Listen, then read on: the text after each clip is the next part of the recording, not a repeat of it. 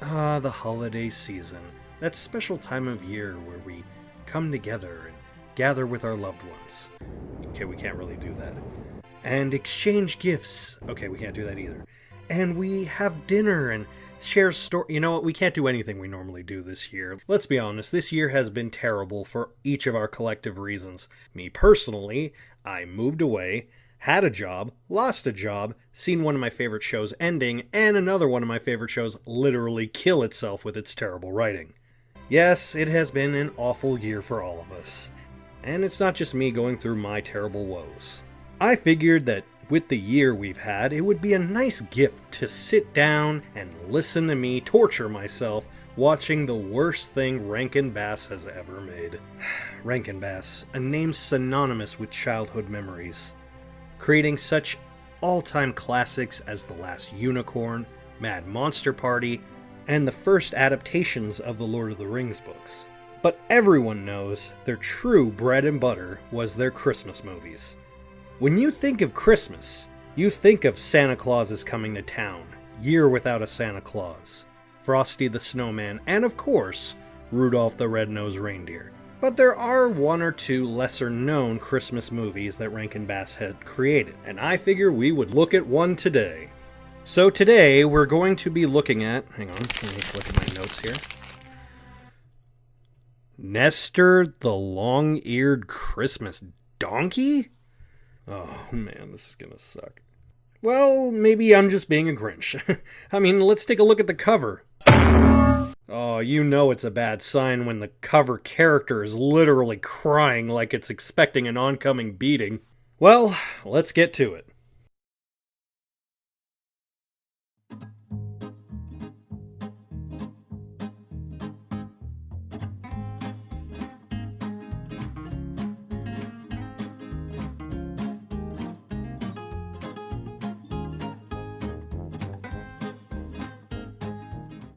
Our story begins with Santa flying from the North Pole.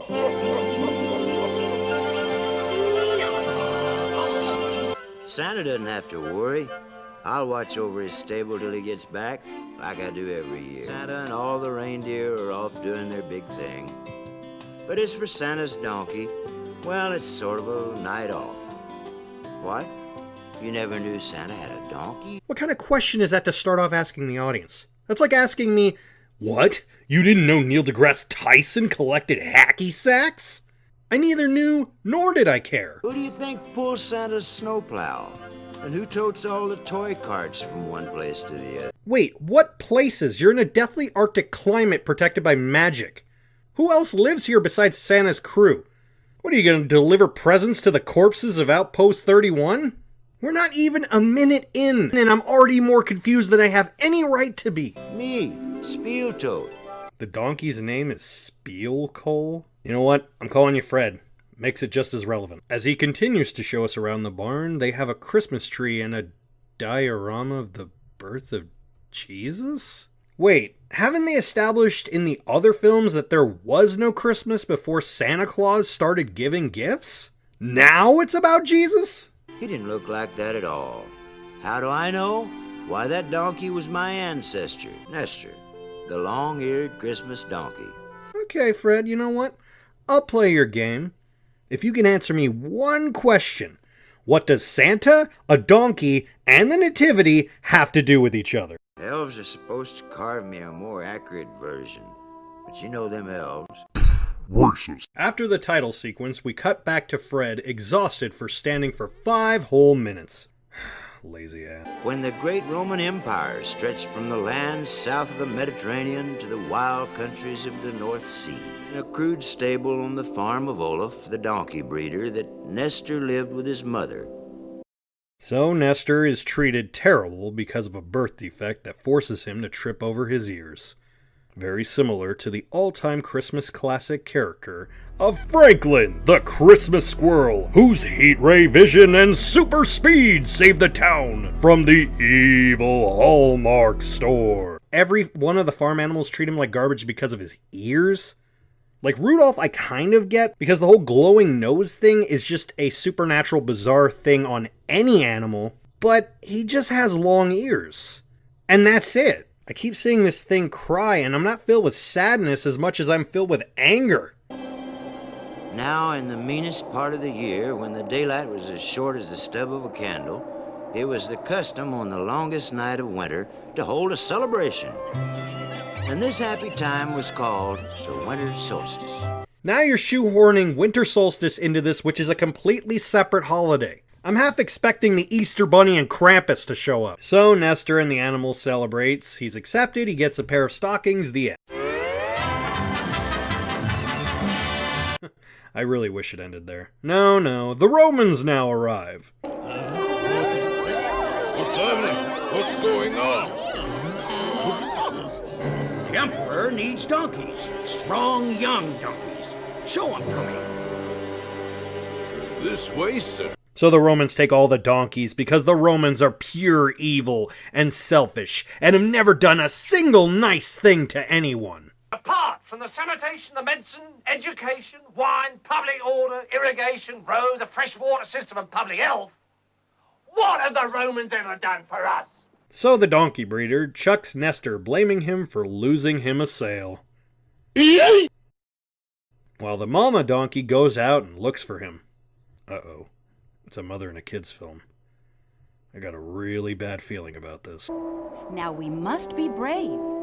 Remember that. Whatever happens, you must be brave. And Nestor's mama covered his entire body with her own. The love of Nestor's mother had saved him. But in saving Nestor, she had allowed the storm to take her. What the hell, movie? I thought this was supposed to be a happy Christmas story. So far we've had abuse, death, and evil Romans. Who are you? It's not who I am. It's what I am. Do you know what I am? A cherub. Cherub? We're supposed to be inspiring. You are? Angels inspire humans, and cherubs inspire animals.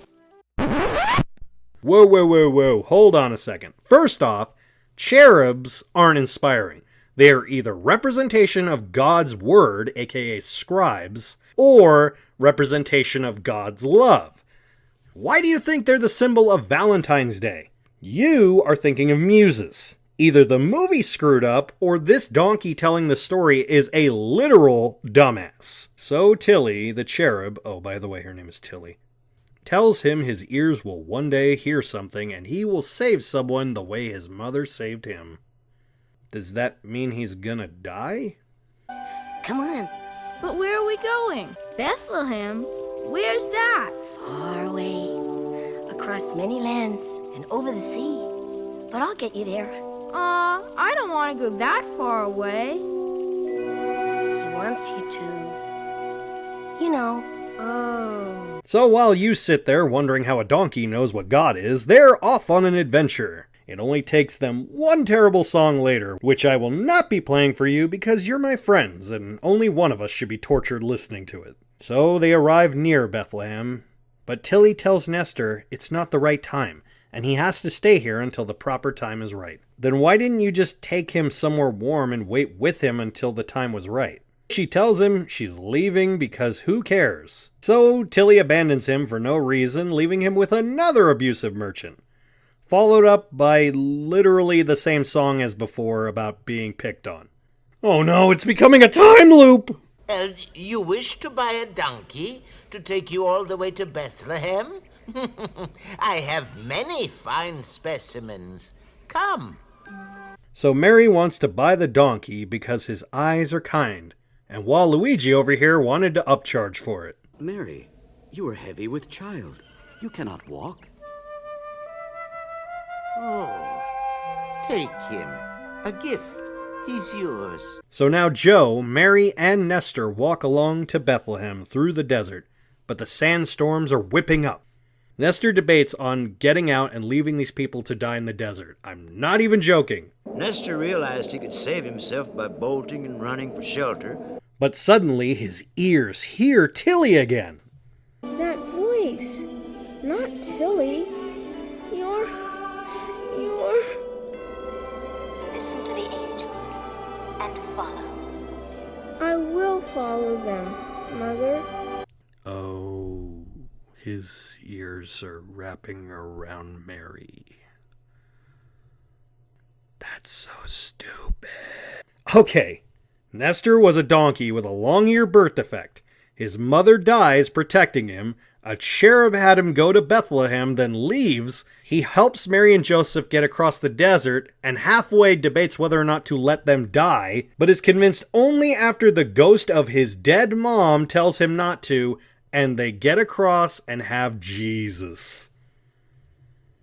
I don't normally do this, but anyone that has religious family members or preachers or whatever, I beg you to take the opportunity to tell them this story as if you are deadly serious in believing it is factual, and just look at their faces of confusion. Just absorb the look on their faces of deep confusion and concern, and that will be my holiday gift to you. And that was Nestor the Long-Eared Christmas Donkey. It was a thing? I guess if you're kind of religious and have really little kids and you want to show it, it's harmless, but there are way better Rankin Bass stuff and way better holiday movies you could show them before you even touch this thing. I know that this year has been absolutely horrible, but hopefully this review at least got a little smile on your face. The one positive I will say about this year is, despite all of our collective isolation, I feel that people have become more expressive and creative. I do want to take the opportunity to thank you for watching this. Not just you, but the people that have helped me in this channel for this year. I've met some new people that are great friends. I've had some old friends help me out. And, well, it's allowed me to become more expressive and more creative and more fun. And that's something I really needed in this time. Hopefully next year I'll have a lot more creative content and a lot more fun. And we'll actually be able to do more things next year. Till then, see you next year. Have a great holiday.